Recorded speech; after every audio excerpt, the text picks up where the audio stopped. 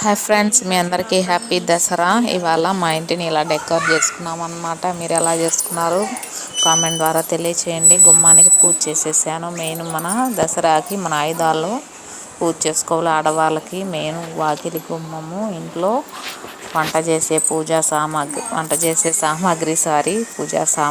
వంట రూము, ఇంట్లో ఉన్న ఇనుప ఆయుధాలు అవన్నీ మనం ఉపయోగించేవే కదండి. ప్రతిదీ పూజ చేసుకోవాలన్నమాట. దేవుళ్ళందరికీ ఇలా పూజ చేసుకున్నాను నేను ఇంట్లో.